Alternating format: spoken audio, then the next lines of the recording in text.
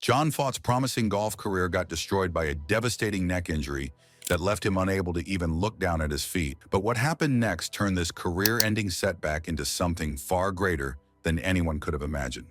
Before we dive into how his problems became his greatest blessing, let's talk about just how good John Fott really was. This wasn't some average player who got hurt. We're talking about one of the most talented golfers of his generation. Fott built his foundation during his college years at Brigham Young University, where he dominated for 4 straight years as a Letterman and All-American. During his time at BYU, he led the Cougars to 4 Western Athletic Conference championships and an incredible 29 tournament titles overall. His talent was so obvious that by 1976, Golf Digest ranked him as the #6 amateur in the entire country. But 1977 was when Fott truly showed the golf world what he was made of. In his own words, he was completely unbeatable that year.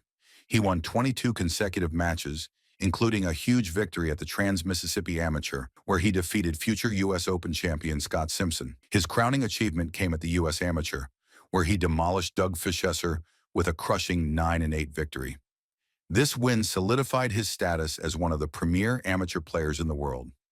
Fott also represented the United States in international competition, playing on the 1976 Eisenhower Trophy team and the victorious 1977 Walker Cup team.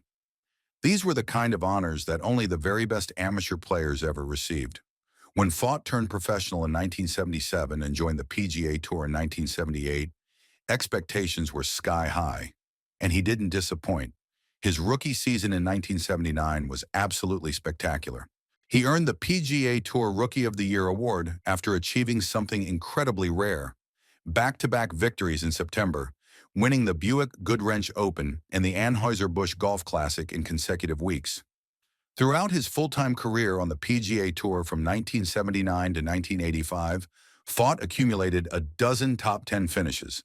His best performance in a major championship was a solo 5th-place finish at the 1983 PGA Championship.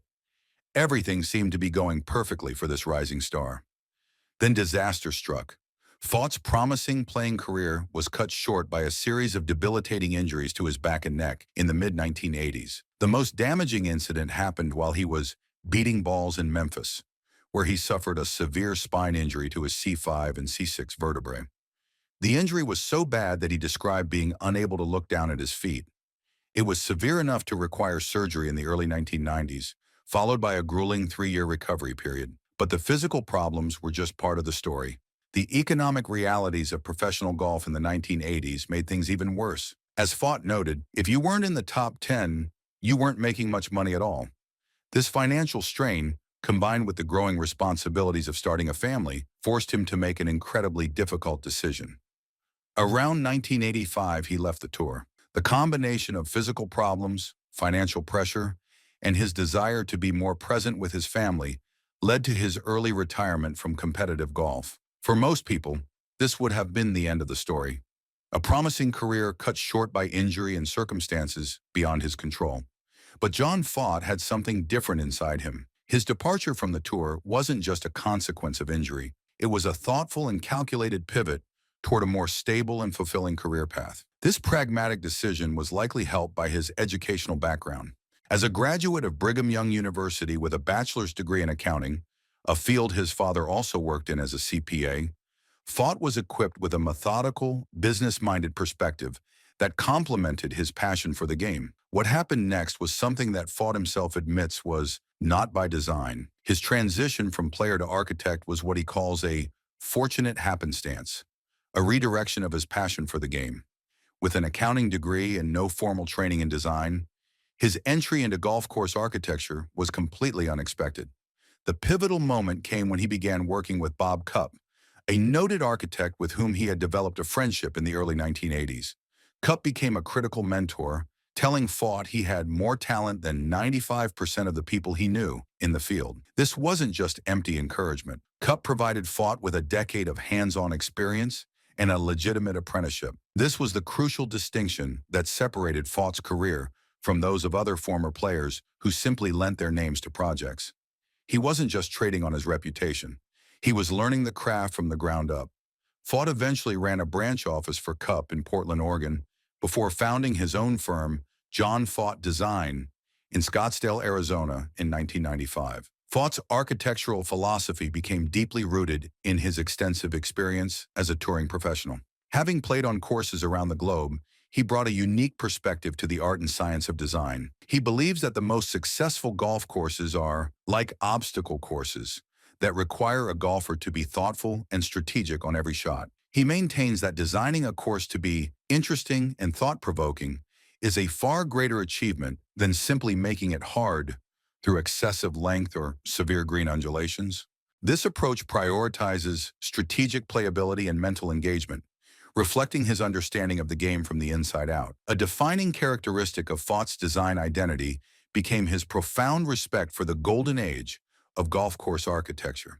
He brings a deep understanding of classic design motifs, drawing inspiration from masters like Donald Ross, Alistair McKenzie, and A.W. Tillinghast.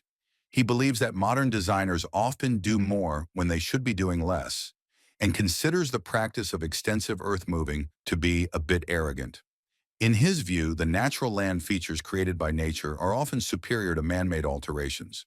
This principle directly reflects the design philosophy of the Golden Age architects.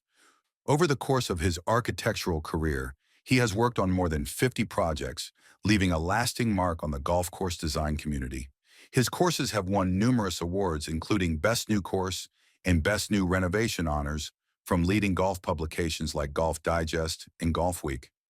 Several of his designs have consistently appeared on prestigious national rankings.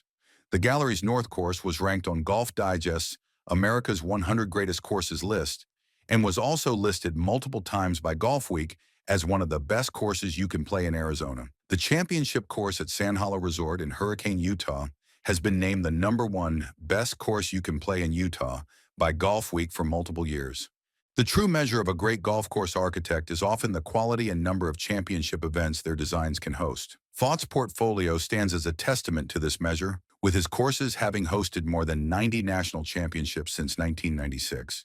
The two courses at Pumpkin Ridge, designed in collaboration with Bob Cupp, have hosted the 1996 U.S. Amateur, the 1997 and 2003 U.S. Women's Opens, and the 2000 U.S. Junior Championships.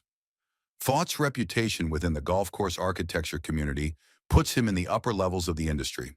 Industry writer Larry Olmsted wrote that Faught deserves a place next to the likes of Jim Eng, Bill Coore, Ben Crenshaw, and company. This comparison places him among architects who are celebrated for their minimalist, historically informed, and highly strategic designs. Even now in his 70s, Faught remains an active and vital force in the industry. A perfect example is his upcoming project at Alpine Country Club in Highland, Utah, where he's been hired to design a state-of-the-art practice facility and renovate some of the existing holes at the private course. This project is part of a massive $6.8 million, three-phase 10-year plan that's scheduled to begin in July 2025. What makes this project even more special is that it's a return to a familiar site for Faught. He previously redesigned holes and rebuilt bunkers at Alpine Country Club in 2008 and 2018.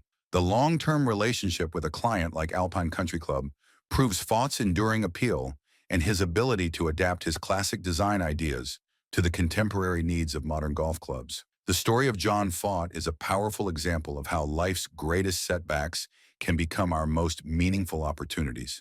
His athletic career was cut short by circumstances beyond his control, but instead of letting that define him, he used it as the foundation for something even greater. Today, John Faught isn't remembered primarily as a former tour player whose career was destroyed by injury. He's respected as a master craftsman whose work celebrates strategic depth, classic charm, and profound respect for the natural land. His story proves that sometimes our greatest work isn't our first act, but the one that follows from answering a true calling.